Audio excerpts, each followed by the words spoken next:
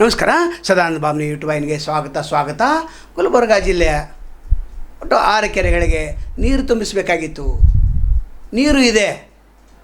D K Shivakumar ಹೇಳ್ತಾರೆ 400 ಕೆರೆಗಳಿಗೆ ನೀರು ತುಂಬಿಸ್ತೇವೆ ಅಂತ.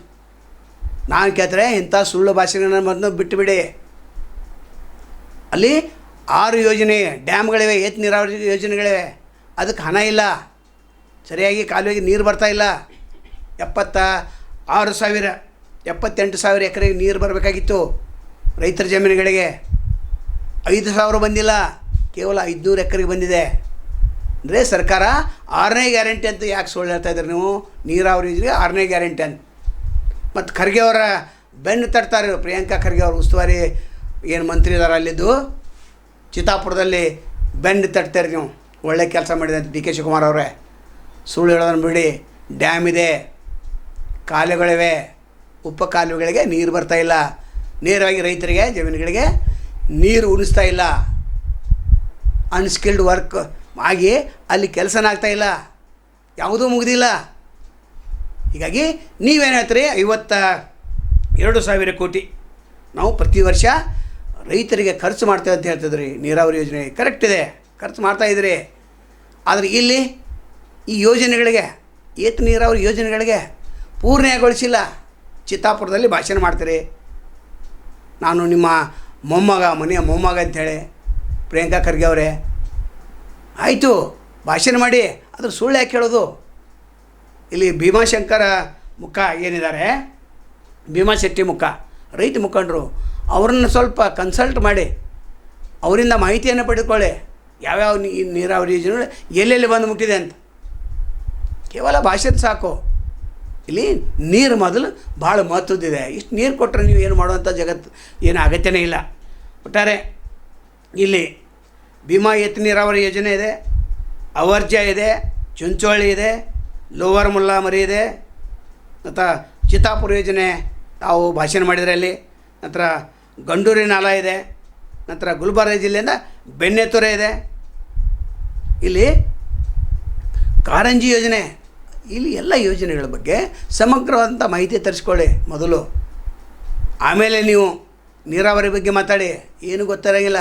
4 ಕೆರೆ ತುಂಬಿಸುವಂಥ ಅಗತ್ಯನಿಲ್ಲ. ಎಲ್ಲ ಕೆರೆಗಳು ತುಂಬಿವೆ. ನಿಮ್ಮ ನಾಲಾಗಳೇನಿವೆ ಅವು ಸರಿಯಾಗಿ ವರ್ಕ್ ಮಾಡ್ತಾಯಿಲ್ಲ.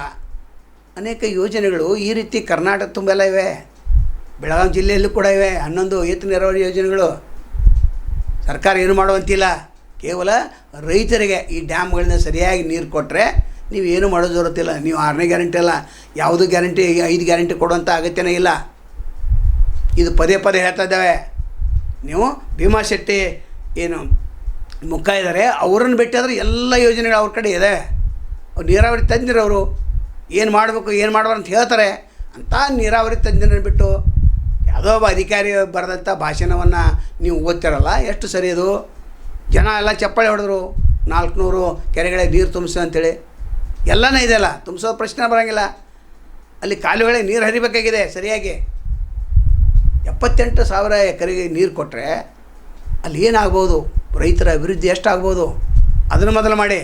ಇನ್ನು ಎರಡನೇದು 69 ಪ್ರೈವೇಟ್ ಸಕ್ಕರೆ ಕಾರ್ಖಾನೆಗಳಿವೆ. ಅದು ನೀವು ಡಿಜಿಟಲ್ ಯಂತ್ರಗಳನ್ನು ಕೂಡಿಸು ಅಂತ ಹೇಳಿದ್ರಿ. ಎಷ್ಟು 17 ಅಷ್ಟು ಸ್ಯಾಂಕ್ಷನ್ ಮಾಡಿದ್ರಿ. ಬಜೆಟಲ್ಲಿ ತೆಗೆದಿರಿಸ್ಬೇಕಾಗಿತ್ತು ಅಮೌಂಟನ್ನು. ಡಿಜಿಟಲ್ ಯಂತ್ರಗಳನ್ನು ಕೂಡಿಸ್ಬೇಕಾಗಿತ್ತು ಸಕ್ಕರೆ ಕಾರ್ಖಾನೆಗಳ ಮುಂದೆ, ಅಥವಾ ಒಳಗಡೆ ಗೇಟ್ ಒಳಗಡೆ, ಅಥವಾ ಯಾವುದೋ ಒಂದು ಜಾಗ ತೆಗೆದುಕೊಂಡು ಅಲ್ಲಿ ಕೂಡಿಸ್ಬೇಕಾಗಿತ್ತು. ಇಲ್ಲ, APMC ಕೂಡಿಸಿದರೆ ಸರಿ ಇದೆ. ಆದರೆ ಅಲ್ಲಿಂದ ವಾಹತುಕದವರು ಅಲ್ಲಿಂದ ತೆಗೆದು ಕಾರ್ಖಾನೆಗೆ ಹೆಂಗೆ ಹೋಗ್ತಾರೆ? ನಿಮ್ಮ ಮಾತನ್ನು ಸರ್ಕಾರದ ಮಾತನ್ನು ಈ ಸಕ್ಕರೆ ಫ್ಯಾಕ್ಟ್ರಿ ಮಾಲೀಕರು ಕೇಳ್ತಾನೆ ಇಲ್ಲ. ಮತ್ತು ಯಾವಾಗ ರೈತರ ಸಮಸ್ಯೆ ಉಂಟಾಗ್ತಿದೆ ಆವಾಗ ಮತ್ತೆ ಹೋಗೋದು, ಸಮಾಧಾನ ಮಾಡಿ ಬರೋದು. ಗುರ್ಲಾಪುರ ಹೋರಾಟಕ್ಕೆ ಏನಾಯಿತು? ಏನು ಮಾಡಿದ್ರಿ? ನಂತರ ಶಿವಾನಂದ ಪಾಟೀಲ್ ಹೇಳ್ತಾರೆ ಈ ಸಲ ಸಕ್ಕರೆ ದೊಡ್ಡ ಪ್ರಮಾಣದಲ್ಲಿ ಉತ್ಪನ್ನ ಆಗೈತೆ ಅಂತ. ಹೌದು, ಪ್ರಧಾನಮಂತ್ರಿಗೆ ಹೋಗಿ ಭೇಟಿಯಾಗಿ ಇಥೆನಾಲಕ್ಕೆ ಹೆಚ್ಚು ಹಂಚಿಕೆ ಮಾಡುವಂಥ ಅಧಿಕಾರವನ್ನು ತೆಗೆದುಕೊಂಡು ಬನ್ನಿ. ಪ್ರಹ್ಲಾದ್ ಜೋಶಿ ಮೇಲೆ ಒತ್ತಡವನ್ನು ತನ್ನಿ. ಸುಮ್ಮನೆ ಡೀಸೆಲ್ ಯಂತ್ರವನ್ನು ಕೂಡ್ಸಂತಂದ್ರೆ ಅವ್ರು ಯಾಕೆ ಕೂಡಿಸ್ತಾರೆ? ಅವರು 10 ಟನ್ನಲ್ಲಿ 2 ಟನ್ ಹೊಡಿತಾ ಇದ್ದಾರೆ, 8 ಟನ್ ತೋರಿಸ್ತಾ ಇದ್ದಾರೆ. ಬೇರೆ ಕಡೆ ಏನಾದರೂ ತೂಕ ಮಾಡ್ಕೊಂಡು ಬಂದರೆ ಅದನ್ನು ಫ್ಯಾಕ್ಟ್ರಿ ಒಳಗಡೆ ತೆಗೆದುಕೊಳ್ಳೋದಿಲ್ಲ. 4 ತಾಸು 8 ತಾಸು ನೀವು ಹೊರಗಡೆ ಇಡ್ತೀರಿ. ಅಂದರೆ ಸರ್ಕಾರಕ್ಕಿಂತ ಸಕ್ಕರೆ ಲಾಬಿ ಭಾಳ ಸ್ಟ್ರಾಂಗ್ ಇದ್ದಂಗೆ ಆಯಿತು.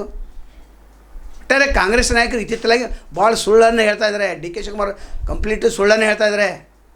ಮತ್ತು ಪ್ರಿಯಾಂಕಾ ಖರ್ಗೆ ಅವರು ಸುಳ್ಳು ಹೇಳೋದನ್ನು ಬಿಡಿ. ಕೃಷ್ಣ ಬೈರೇಗೌಡ ಏನು ಹೇಳ್ತಿದ್ರೆ ಅವ್ರು ಅಂಥ ಕೆಲಸ ಮಾಡಿ, ಅವರು ಕೆಲಸ ಮಾಡ್ತಾಯಿದ್ದಾರೆ, ಮಾತಾಡ್ತಾ ಇಲ್ಲ ಅವರು. ನಿಮ್ಮಲ್ಲಿ ಮಾತೆಚ್ಚು ಕೆಲಸ ಕಡಿಮೆ. ಹೀಗಾಗಿ ಮುಂದಿನ ಸಲ BJP ಸರ್ಕಾರ ಬರೋದಲ್ಲಿ ಯಾವುದೇ ಅನುಮಾನನೇ ಇಲ್ಲ. ಈ ಸಕ್ಕರೆ ಫ್ಯಾಕ್ಟ್ರಿ ಮಾಲೀಕನ ಕರೆಸಿ ನೀವು ಡಿಜಿಟಲ್ ಯಂತ್ರ ಕೂಡಿಸಿದ ನಂತರ ನೀವು ರಿನ್ಯೂವಲ್ ಮಾಡ್ತೀವಿ ಅಂತ ಎಲ್ಲ ಜಿಲ್ಲಾಧಿಕಾರಿಗೆ ಹೇಳಿಬಿಡಿ. ಕಾನ್ಫರೆನ್ಸ್ ಮೂಲಕ ಮುಖ್ಯಮಂತ್ರಿಗಳಿಗೆ ಹೇಳಿಬಿಡಿ. ಶಿವಾನಂದ ಪಾಟೀಲ್ ನೀವು ಹೇಳಿಬಿಡಿ. ಯಾರು ಡಿಜಿಟಲ್ ಯಂತ್ರಗಳನ್ನು, ತೂಕದ ಯಂತ್ರಗಳನ್ನು ಕೂಡಿಸೋದಿಲ್ಲ, ಕಬ್ಬಿನ ತೂಕದ ಯಂತ್ರಗಳನ್ನು ಕೂಡಿಸೋದಿಲ್ಲ, ಅಲ್ಲಿ ನಾವು ಲೈಸೆನ್ಸ್ ಕೊಡೋಂಗಿಲ್ಲ, ರಿನ್ಯೂವಲ್ ಮಾಡೋಂಗಿಲ್ಲ ಅಂತ ಹೇಳಿಬಿಡಿ. ನೋಡೋಣ, ಇದು ದಿಟ್ಟ ನಿರ್ಧಾರ. ಇತ್ತ ಸಕ್ಕರೆ ಫ್ಯಾಕ್ಟ್ರಿ ಮಾಲೀಕರ ಜೊತೆನೂ ಒಳ ಹೊಂದಾಣಿಕೆ ಮಾಡ್ಕೊಂಡಿರ್ತಾರೆ. ಇಲ್ಲಿ ಬಂದು ಎಲ್ಲೆಲ್ಲಿ ವೇದಿಕೆ ಸಿಗಿದಿತ್ತಲ್ಲ ಅಲ್ಲಿ ದೊಡ್ಡ ದೊಡ್ಡ ಭಾಷಣ ಮಾಡೋದು. ಸರ್ಕಾರದಿಂದ ಅಮೌಂಟ್ ಬಿಡುಗಡೆ ಆಗ್ತಾಯಿದೆ, ಇಲ್ಲ ಅಂತಲ್ಲ, ಅದು ಸರಿಯಾಗಿ ಉಪಯೋಗ ಆಗ್ತಾ ಇಲ್ಲಲ್ಲ. ಅದು ಒಟ್ಟಾರೆ ಈ ಎರಡು ವಿಷಯಗಳನ್ನು ಸರ್ಕಾರ ಭಾಳ ಗಂಭೀರವಾಗಿ ತೆಗೆದುಕೊಳ್ಬೇಕು. ನಂತರ ರೈತರಿಗೆ ನ್ಯಾಯ ಈ ಎರಡೂ ಕೂಡ ಸಿಗಬೇಕಾಗ್ತದೆ. ನಾಳೆ ತಮ್ಮನ್ನು ಭೇಟಿಯಾಗ್ತೇವೆ. ಅಲ್ಲಿವರೆಗೆ ಎಲ್ಲಿ ಶುಭಾಗಲಿ. ನಮಸ್ಕಾರ.